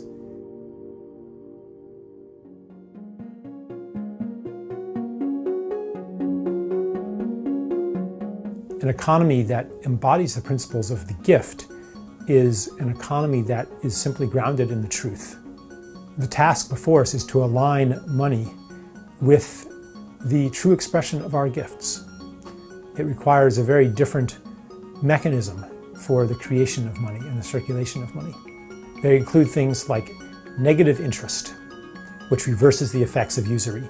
They include things like the internalization of costs, so that you can no longer pollute and have somebody else or future generations pay the costs. They include a social dividend, sharing in the wealth that comes from what should be the commons, the land, the aquifers, our cultural heritage. They include a relocalization of a lot of economic functions. They include all kinds of peer-to-peer finance and the peer-to-peer revolution. What will it take to shift away from the current money system? Well, the current money system just works less and less well. Growth can only be maintained at a higher and higher cost. Even our best efforts can't keep the economy growing as fast as it needs to for the system to work. And that creates further misery. People just can't take it anymore. Even the people on top, even the winners of this artificially induced competition, they're not happy either. It's not working for them either. So I think that we're going to see a series of crisis moments, each one more severe than the last. And at each crisis moment, we'll have a collective choice. Do we give up the game and join the people, or do we hold on even tighter? It's really up to us to determine at what point this wake-up point will happen. So, but as I say, at the end of it all goes back in the box. It has to. Any game of Monopoly can't go on forever. It could go on forever if we were just like sharing stuff with each other and just using money for accounting. But when you've got certain corporations stealing all our wealth from us, it can't carry on, especially if you've got an exponential money supply. And somebody asked me earlier what I thought about the OPPT, the One People's Public Trust. And I wimped out by saying I can see that, I've read the conflicting stuff, I've read the stuff supporting it, and I don't have to make a decision on it. But I do actually like but I do actually quoting this because I think it's quite beautiful and this resonates with me. But I do realise people have got quite a lot of concerns. In the months to come, our world is going to change beyond recognition. Our true history will be revealed along with the truth of the system we've been living under. Much technology that has been withheld from us will be released, including power production, health and transport. War, disease and pollution will be a thing of the past. And this is something that a lot of indigenous tribes were telling us thousands of years ago. They were talking about a golden age. And I really feel that we have that opportunity. Because it's got to go one way or another. It's got to become a completely totalitarian state, or we break free and then we write the rules. And I know which reality I'm drawing towards myself. And, what you've got to realise is we create our reality from our emotional state. So you've got to work out whether you're at the top there with joy, passion, empowerment, freedom, love and appreciation, or whether you're down at the bottom in fear, grief, depression, despair. Or, we tend to fluctuate up and down. We all go, all over the place. But it's if we can send out empowerment and positivity and send out love. That's why I sort of suggest that you don't beat up the debt collectors. You're actually not rude to them. That you can actually have some good conversations with them. Okay, you have to be a little bit sarcastic occasionally, but you do it with love. Yeah. And is your mind full? Can you see that at the back? There's a woman and a dog, and her mind is mindful of things, and the dog is mindful. Simplicity. So it's just a matter of like where you are, what energy are you giving out. Another favourite of mine, Zen Centre. Seeking enlightenment, inquire within. Because where's the door? There's no door. So I really think that we've got a fantastic opportunity to shift and wake up. And I know that everyone here is in that, we're all in this process of waking up. We've realised how controlled we are. So it's up to us now to realise that we've got to break free of the system. And I really believe that we do. Oh, and there's the chickens. When you get barn chickens and you need to convert them to free range, all you have to do is open the door. But do they go charging out? No, they don't. They're quite happy stomping around in their own crap under fluorescent lights. Because they're not used to being outside. Well, it's scary out there. And you hear that you tell people that, oh, we could live without the banking system and be free of, and they say, well, hang on. And there are people that, get on the forum and start saying what we're doing. Well, what would happen if everyone would do that? So there wouldn't be any debt, as I said earlier. So people are really, really fearful. But it takes one brave chicken to actually stick his head out the door and say, well, hang on, it's sunny out here, it's actually quite pleasant. And then a few more, actually, I'm not going to do the chicken impression, I know we're not today. But as soon as one goes out, then ones follow. And it just takes a few brave ones. And it's those people that are challenging the system. Those are the ones that I see are the ones that are breaking free of it. And by doing that, and there's no one way of doing it, but as soon as, one or two people get success, then they share that, and then more people break free. And sooner or later, everyone will break free. And then it's actually much more pleasant out there, in green grass. Might be a little bit dangerous because you don't know where the foxes are, but it's better than being stuck inside. So we're about to go through some monumental changes. There's going to be challenges. And the powers that be may be powerful with their media, money and armed thugs. But I believe we are infinitely more powerful, and it's time to step into that power now. What the caterpillar calls the end of the world, the master calls a butterfly. And I'm going to leave it on that one. And that was something I think we saw out in London. The new global currency is love. Thank you very much.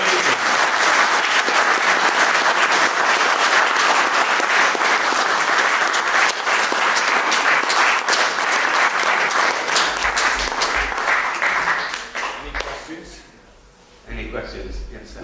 Your comment on Bitcoin. Yes. Are you aware of Max Kaiser? Yes, very much so, yes. I thought you probably would be. Well, yes. if you go onto his website, there's a talk with him and Alicia Rastini. Yes. The guy that was on BBC saying that's right, yes. Sex rules the world. And that went up today or yesterday, so that's worth watching. Right, okay, we'll do. Information on that. Certainly, yeah. It's very, because I think Max is a Bitcoin billionaire, isn't he? I think he is, yeah. Yeah, he got in it early. Yeah, excellent. So, anyone else? To what extent do you think there's currently a transfer of wealth from the West to Africa and emerging economies there, and we're paying the price for I think there's got to be a shift in, certainly from West to East, because at the end of the day, everything has been, our iPhones and computers, they're all built in the East. Where everything's budget, and so it's got to balance out.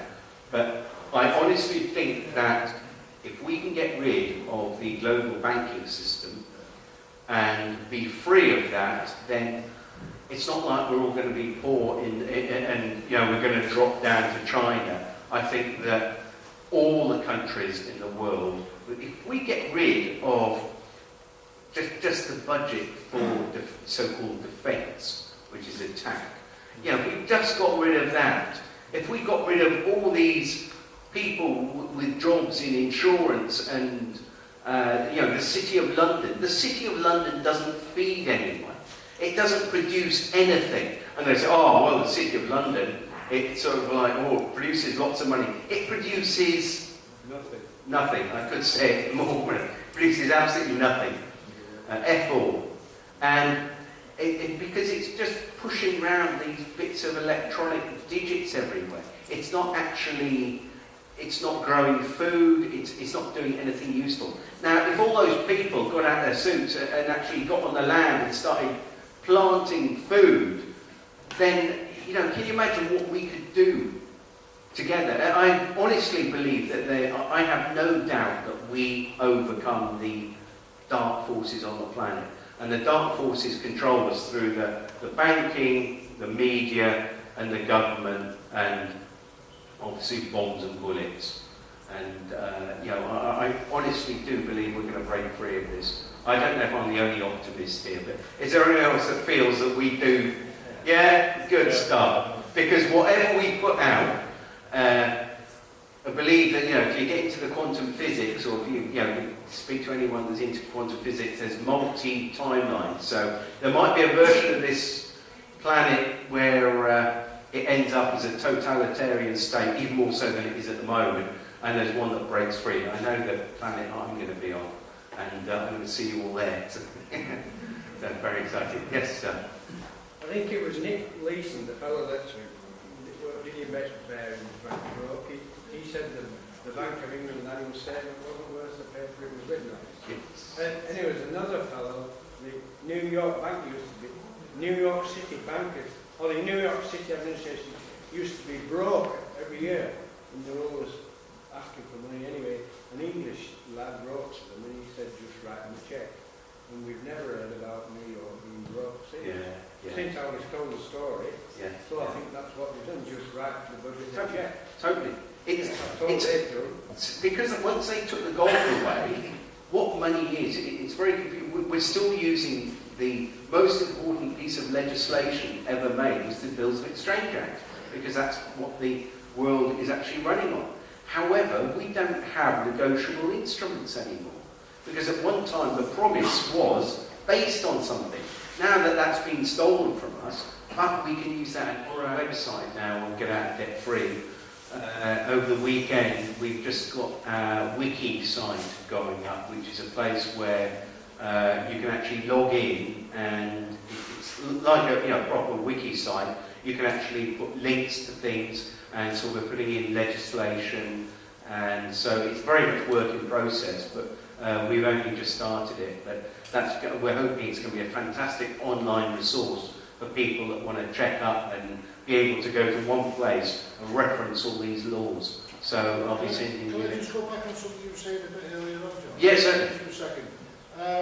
You were mentioning things about the recession and all this sort of stuff. Very interesting when you actually look at what the meanings of this word, these words that we use, coalition, recession, dictator, all the rest of it. You'll be very interested to find out what these words mean. When I come back, recession does not mean what you think it does. Neither does dictator. Neither does... I mean, did a talk here on that? Well, right. Anyway, watch his space. Right, I'll take a couple more questions because it's almost half past. Yeah, sorry? Where is all the gold? Good question, good question. I would imagine the Rothschilds have probably got quite a bit of it stored away. But apparently there was supposed to be a whole load under the 9/11, wasn't there? There was a gold repository, but that was all taken out beforehand. So, very good question, and one that would be nice to know. An Indonesian bank is supposed to be the Indonesian or Malayan family, the biggest gold. I wouldn't believe anything that you read. If you know the Sunday Times rich list, it is complete. I'm tending to want to use the word bollocks, but I bet not. But for want of a better word, it is fictitious. It's almost like an in-joke. To say that the richest people in the UK were these Asian guys that had made their money through food, and I try to think, well, why are they saying that? And that's one of their major investors with the Rothschilds. It's basically an in-joke.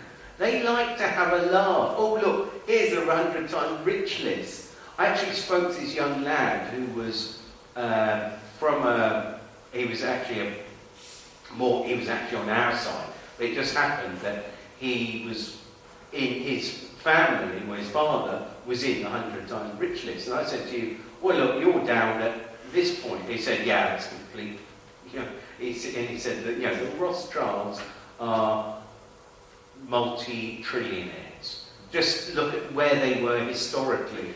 And yet they make out that they were really, really wealthy in the 1700s, and then they sort of like lost all their wealth. Well, if they were that rich now, even if they were only going up 10%, they have, I won't blame it all on the Rothschilds because it's not just them, but they're certainly, I don't even think that the money is any use to them.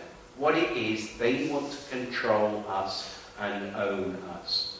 And I think they feed off our emotions. And they want to keep us in fear so that we're in a childlike state, so that we are dependent on the government for everything, so that we just do what they say. If anyone's come across transactional analysis, whereas if you speak down to somebody and tell them off, if they say, oh, the really stupid thing you've just done there, you've got a choice of either saying, oh, I'm really sorry, or saying, what do you mean? And coming back. So you're either coming back as a child, and it's almost like we've been dumbed down to behave like children.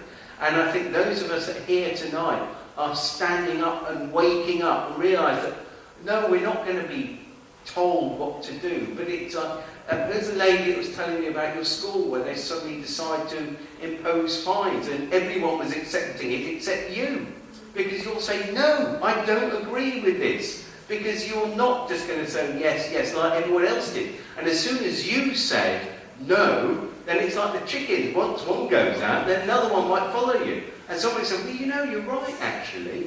Well, I think it's a bloody cheat. The school have got no right to fine you. But it's almost like it's all authority, isn't it? It's like I was on the train this afternoon. Sorry, it's supposed to be questions and I'm talking again. But I was on the train this afternoon on the way up here. And on Virgin trains, they're actually saying, well, if you see any suspicious packages or anyone acting suspiciously. And I'm thinking, I'm going to be very careful not to act suspiciously because I'm going to get reported. Because if they knew what I was talking about, I might get into a lot of trouble, but trying to bring down the whole financial system, yeah. There's a YouTube video of a PCSO, it must have been a police officer, WPC, arresting someone on suspicion of acting suspiciously. Yes, yes. Can I just say thank you very much indeed. Any more questions? I'll take, if we've got time to go to the pub later, we'll... Of course, yeah. Fantastic. Okay. Thank you very much indeed. Thank you very much. Thank you everyone who